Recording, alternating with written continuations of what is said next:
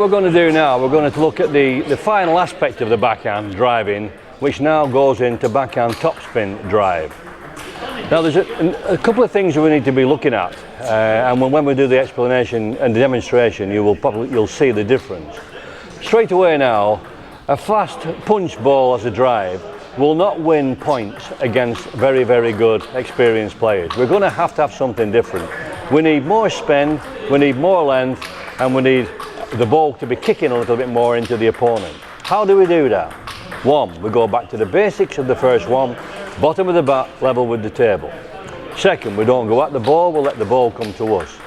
Third, we have the angle is very, very shallow towards the net, and when we bring the bat into the ball, the wrist is as a broken angle, right? So what we need to do at that stage, when we commence a stroke from the elbow into the ball, just moments before we actually make contact with ball, we straighten the wrist and we go straight through the back of the ball. The shallowest of the angle will give with the ball depth and low, keep it low, but we also want to be trying to concentrate and trying to hit the ball in the back third of the table at the far side. We don't want to be looking to hit our ball in the middle of the opponent's side. Regardless of the speed or spin that's on the ball, that's an easy ball to control back, and we don't want that to happen. So we need to push as much length onto this ball as we possibly can, and that comes through using our wrists and keeping the ball very, very quick through the elbow. So if we're going to use the wrist in the stroke, when the ball is coming from our opponent to me, my bat will be in the position, but my wrist will be broken. The other two was the wrist was straight and the elbow went slightly forward to square the bat up behind the ball, because I didn't need any movement in my wrist. All I wanted was the bat square behind the ball. And from that position I released the elbow for the forearm and the bat went through the ball and it gave it drive and topspin. This time that's no good. I need to keep the elbow down slightly. I need to bring the bat square behind the ball by bending the wrist.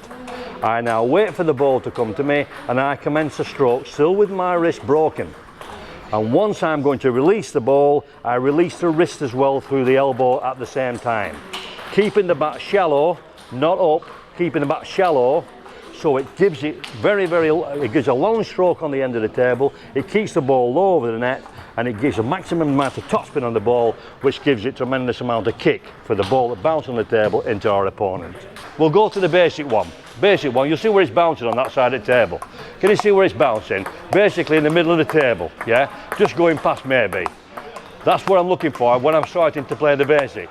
Now when I start to go intermediate, right, it's going a bit quicker, but it's bouncing roughly in the same line of the table, Now I'm going to go a little bit longer with the wrist, and you will see now the ball now starts to go faster and longer in the air, but it's a lower trajectory.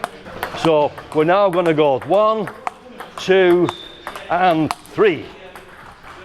Now what's happening now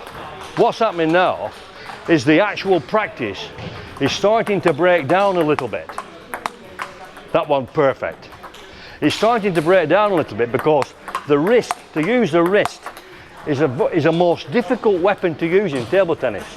And you have to have hours and hours and hours of practice to make sure that it contacts square behind the ball once you bring the wrist back into position. And that's why, in my coaching experience, I always find that leave the wrist playing in backhands till the last point. Then the player then can actually do with confidence what he wants to do.